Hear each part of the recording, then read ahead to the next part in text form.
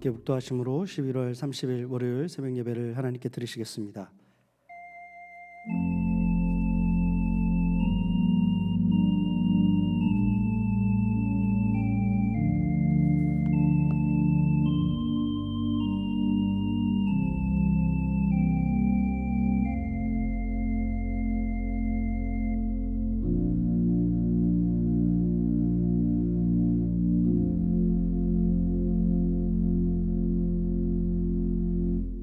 좋으신 하나님 감사합니다.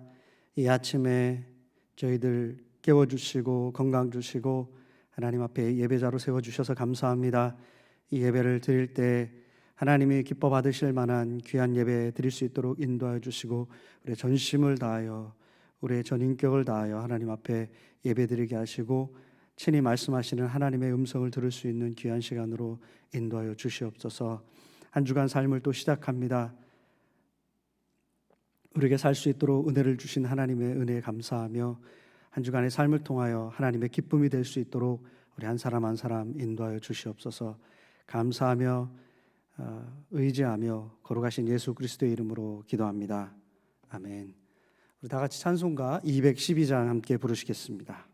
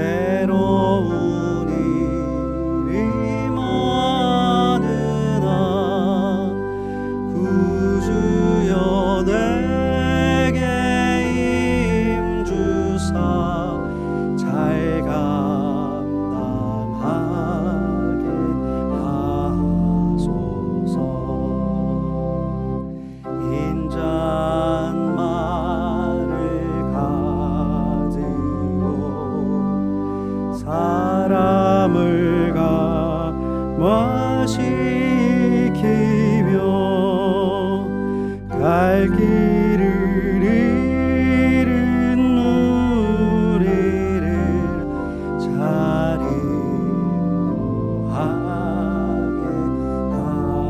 하소서.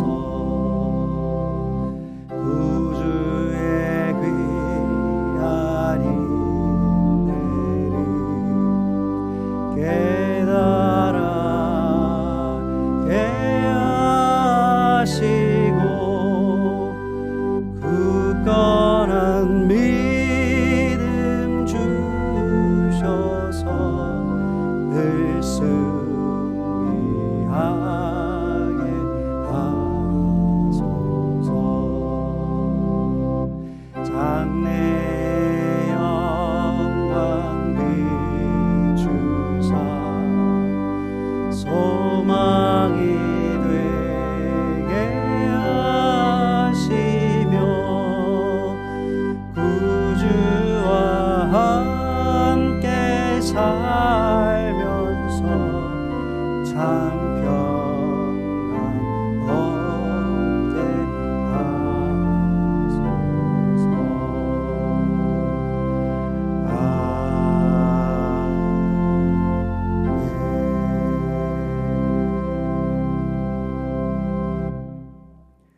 하나님의 말씀 보겠습니다. 역대하 23장 16절로 24장 3절까지의 말씀입니다. 봉독해 올리겠습니다. 역대하 23장 16절로 24장 3절.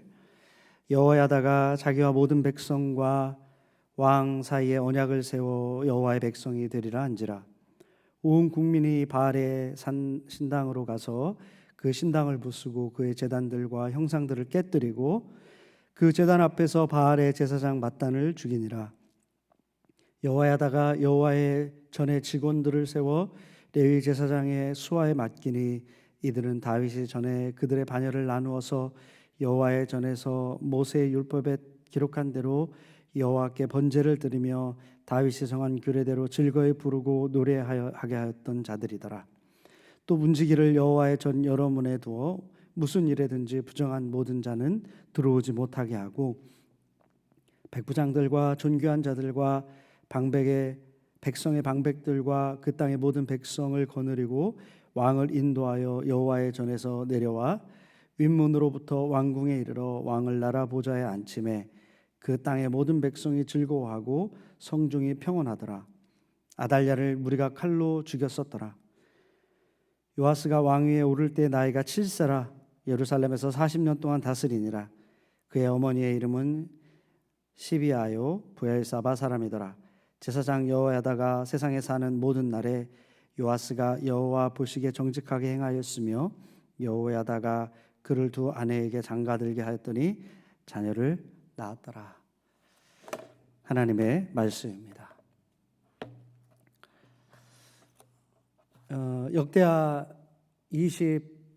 23장 전반부 1절부터 15절까지의 말씀은 어제 본문입니다. 주일 본문의 말씀인데 거기에 보면 여호야다를 중심으로 아달랴를 대항한 그 혁명의 역사를 다루고 있습니다. 이 아달랴의 통치 아래 유다는 어떻게 되었습니까? 바알 신앙에 물들었죠. 그래서 백성들이 여호와 하나님을 잃어버리고 하나님과의 그 맺은 언약을 잊어버리고 우상 숭배에 빠진 그런 삶이 되었습니다. 여호야다는 이 아달랴 통치 7년째 되던 해 숨겨두었던 요아스 왕자를 왕으로 삼아서 다시 한번 다윗 왕조를 재건하기 위한 그런 반역을 아달랴 입장에서 보면 반역이죠. 반역을 행사하였습니다. 그런데 이 혁명은 성공하였죠. 그리고 아달랴는 왕궁 말문 어귀에서 비참하게 죽임을 당하는 그런 사건이 있었습니다. 그리고 나서 이야기는 오늘 본문으로 이어지게 되는 것입니다. 오늘 본문은 이처럼 정치적인 개혁을 했던 여호야다가 이제는 종교적인 개혁을 하는 것을 보여주고 있습니다. 자, 그들이 행한 이 종교적인 개혁은 어떤 것이었는가? 자, 우상을 제거했다. 이 아달랴를 통해서 온 땅에 퍼져 있던 이 바알 신앙을 없애는 그런 종교 개혁을 단행한 것이죠. 그래서 온 국민이 바알 신당으로 가서 신당을 쳐부수고 제단들과 바알 형상들을 깨뜨렸습니다. 그리고 바알 제사장인 맏단을 죽이게 되는 그런 개혁을 단행했습니다. 자, 그리고 유명무실했던 이 여호와의 전의 역할을 강화하게 되죠. 직원들을 세워서 레위 제사장들에게 레위인들에게 붙여줌으로써 이 성전 임무를 강화했고요. 또 모세를 통해서 주신 율법에 따라서 번제를 회복하고 다윗의 규례대로 성전에서 하나님을 찬양하게 그렇게 정비를 했습니다. 그래서 행정, 제의, 예배에 대한 대대적인 그런 개혁이 이루어진 것입니다. 자, 그리고 문지기들을 세우고 부정한 것들이 성전에 들어오지 못하도록 철저하게 문을 지키도록 그렇게 했습니다. 자, 이렇게 종교적인 개혁 아래 요아스 왕을 어린 요아스를 왕으로 삼고 이 왕이 즉위되었을 때 모든 백성들은 즐거움으로 하나가 되고 유다 백성은 비로소 평안을 누리게 되었다라고 오늘 본문을 이야기하고 있습니다. 열왕기서나 또 역대서에서 보면 계속 나열되는 왕들의 이야기가 이렇게 나오지요. 그 왕들의 이야기를 통해서 주시는 주된 메시지가 무엇일까요? 하나님의 말씀대로 왕이 나라를 다스리면 그 왕과 나라는 하나님의 복을 받고 하나님을 떠나 죄악의 길로 행하면 하나님의 심판이 결국은 임한다. 그리고 결국은 어떻게 됩니까? 망하게 된다라는 것을 우리는 성경을 통해서 보게 되는 것입니다. 우리가 전에 보았던 이 아달랴의 아들 여호람부터 한번 살펴볼까요? 그의 아버지는 달랐죠. 여호사밧은 하나님 앞에서 의로운 그런 왕이었습니다. 그래서 하나님께서 그의 통치를 강하게 하고 그에게 복을 주셨습니다. 그러나 그의 아들 여호람은 아버지와 같이 행하지 아니하고 아합처럼 악한 길로 행하게 되었습니다. 그리하여 엘리야 선지자가 어떤 예언을 했습니까? 결국 하나님의 심판을 받아서 그는 비참하게 죽게 될 것이다 라고 그렇게 예언을 했는데도 불구하고 그는 하나님 앞에 돌이키지 못했죠. 그래서 엘리야의 그 예언대로 탈장으로 결국 비참하게 그렇게 생을 마감할 수밖에 없었습니다. 그리고 이후 아달랴가 모든 왕족의 씨를 말리고 스스로 왕이 되었지만 그녀 또한 하나님이 아닌 바알을 섬겼을 때 이처럼 혁명에 의해서 쿠데타에 의해서 비참하게 죽고 말았던 것입니다. 요아스는 여호야다의 도움으로 하나님의 신앙을 회복하였을 때 하나님께서 그를 지켜주시는 은혜가 임했던 것이죠. 나라가 모두가 기뻐하고 평안함이 그 나라 가운데 임하게 되었던 것입니다. 이것을 보면서 사람들은 역사를 보고도 끊임없이 죄악된 길로 그렇게 돌아가는구나라는 것을 보게 되죠. 하나님께 순종하는 것이 결국은 복받는 길임에도 불구하고, 그리고 죄악된 길은 결국은 망하는 그런 길임에도 불구하고 어리석은 우리 인간은 계속해서 죄악을 이렇게 선택하는 삶을 살고 있는 것을 보게 됩니다. 왕들의 이야기를 보면서 우리는 답답함을 느끼죠. 어떻게 계속해서 이렇게 하나님 앞에 불순종해서 심판을 받게 되는가. 역사 속에서 선한 왕들, 하나님 앞에 순종한 왕들은 복을 받는데 그 역사를 왜 보지 못하고 계속해서 죄악을 짓는가. 답답함을 갖게 되지만 그 왕들의 모습의 실상은 지금 우리의 모습과 별반 차이가 없다라는 것입니다. 우리가 하나님의 뜻을 몰라서 불순종하고 있나요? 아니죠. 우리의 욕심이 우리의 영의 눈을 멀게 하고요, 자꾸만 죄악으로 치우치게 하는 것이죠. 신앙의 양심상 그것에 대해서 후회하고 한탄하고 그러면서도 계속되는 불순종을 일삼는 우리의 삶을 우리는 고백하지 않을 수가 없습니다. 왕들의 이야기를 보며 우리는 우리 자신을 하나님의 뜻 안에서 살아가도록 우리 자신을 끊임없이 하나님 앞에서 바로 세워야 되는구나 라는 것을 깨닫게 되기를 원합니다. 그래서 죄악된 길에서 돌아서서 이 영적인 갱신을 하면서 하나님의 뜻 안에 머물러 있게 되는 저와 여러분들 되기를 간절히 원합니다. 죄악에서 돌아서 온전히 하나님의 뜻 안에서 살기 위해서는 어떻게 해야 되는가, 이 몇 가지 말씀을 통해서 교훈을 얻기를 원합니다. 자, 첫 번째 뭐냐면 삶의 모든 우상들을 우리는 다 부숴버려야 합니다.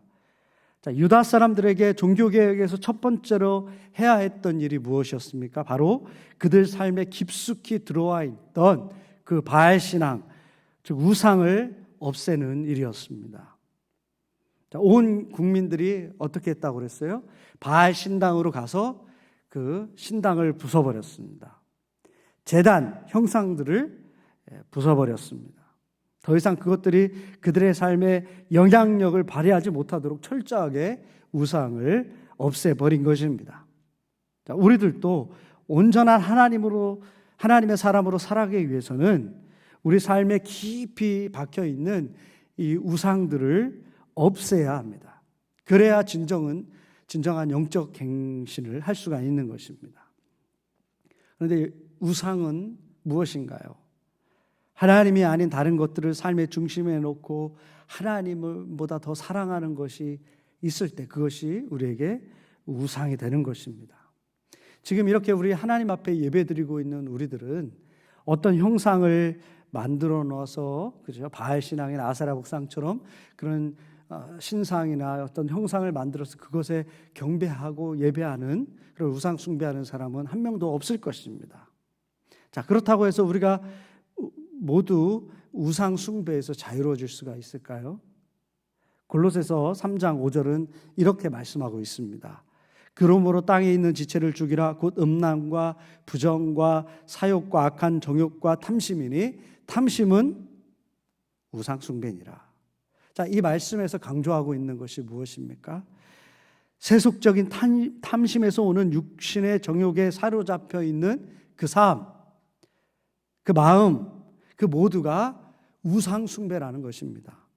내가 비록 어떤 형체를 믿지 않고 그것에 절하지 않아도 육신의 정욕을 위해서 하루하루 살아간다면 그 또한 하나님보다 세상을 더 사랑하는 우상 숭배에 빠져 있는 그런 삶이라는 것입니다.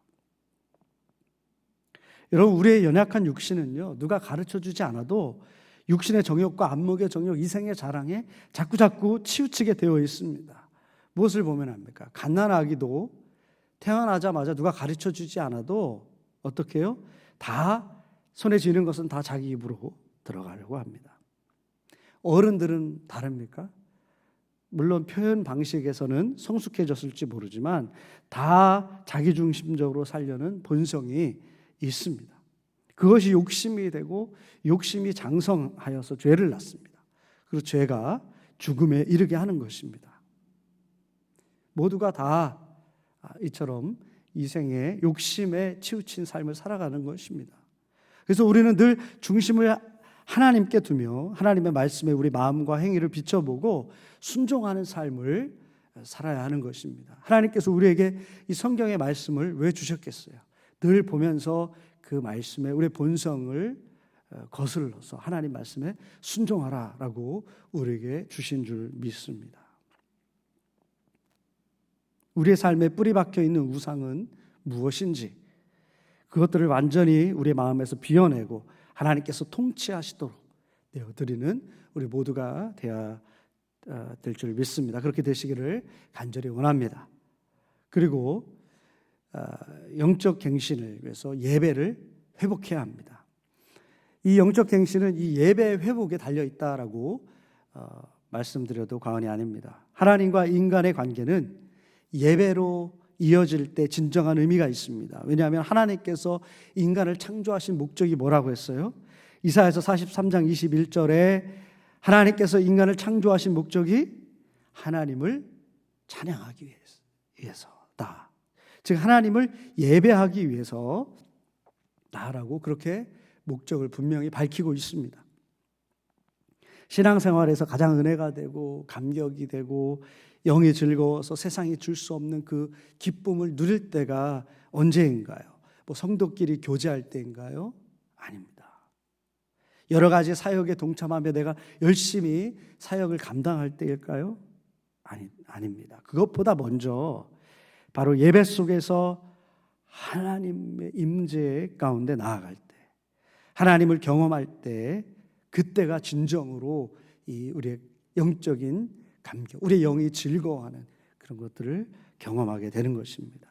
하나님을 온전히 높일 때, 그분이 우리의 입과 영으로 높여질 때, 성령께서 그것을 기뻐 받으시고 우리 영에 충만한 은혜를 주실 때, 그 은혜가 우리를 덮을 때 우리는 진정한 기쁨과 평안, 세상이 알 수 없는 그 기쁨과 평안을 누리게 되는 것입니다. 예배가 회복되는 것은 하나님과의 본질적인 만남을 회복하는 것입니다. 신앙생활을 하면서 목마를 때, 그래서 영적으로 무기력해질 때가 있죠. 가만히 보면 바로 우리의 예배의 감격이 사라졌을 때 그런 영적인 무력함이 우리에게 찾아옵니다. 유다 백성들 예배가 무너지고 그 자리에 바알신앙 우상이 자리 잡았던 그들이 예배의 본질을 회복하기 위해 하나님의 법으로 돌아가서 제사하며 하나님을 전심으로 찬양했습니다. 하나님과의 그런 본질적인 만남을 이제 회복하는 것입니다. 우리의 예배가 어떤 예배인가? 하나님께서 진정 기뻐 받으시는 산 제사인가? 예배 자리에서 참 예배자의 그 예배를 기뻐 받으시며 응답하시는 하나님, 함께 하시는 그 주님의 은혜가 우리 각 사람 예배마다 임하시기를 간절히 원합니다. 자, 끝으로 영적 갱신을 위해서는 지속적으로 마음을 지키는 것이 중요합니다. 자, 영적 갱신이라는 것, 그것은 한 번의 이벤트로 완성되는 것이 아니죠. 하나님께서 은혜를 부어주실 때 그것을 잘 지켜내면서 믿음으로 살아가는 수고를 우리 스스로가 감당해내야 할 것입니다. 오늘 본문 말씀에서 여호야다 제사장은 아주 중요한 것을 잊지 않았습니다. 문지기를 세워서 부정한 모든 자는 여호와의 전에 들어오지 못하게 하였습니다. 그러니까 어느새 다시금 거룩한 여호와의 전이 하나님이 기뻐하지 않는 세속적인 것들로 변질될 수 있기 때문에 철저하게 지켜 나가고 있는 것입니다.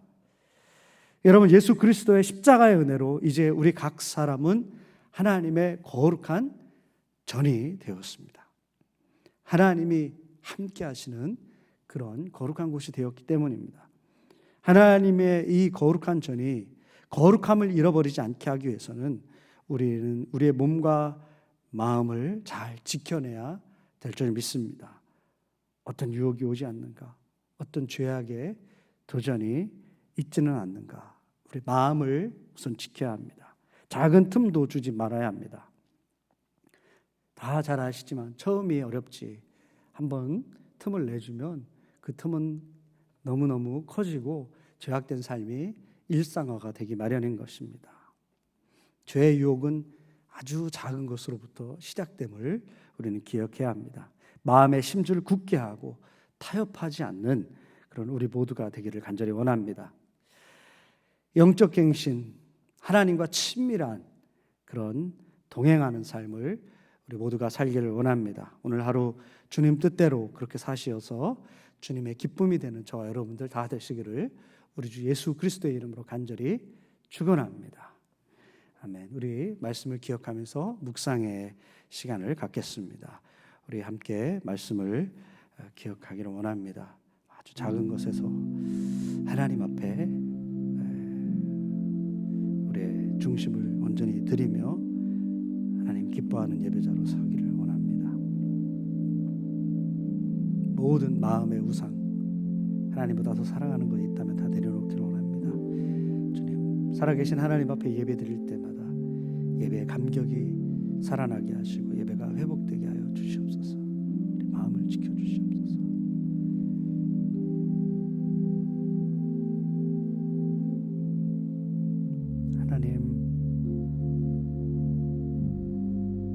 하나님보다 세상의 만족을, 세상의 욕심을, 세상의 성공을, 세상의 쾌락을 더 사랑하고 그것을 우리 삶의 중심에 놓고 우상 숭배를 하지 않아 돌아보게 됩니다. 하나님, 주님만이 우리 기쁨이 되게 하여 주시옵소서.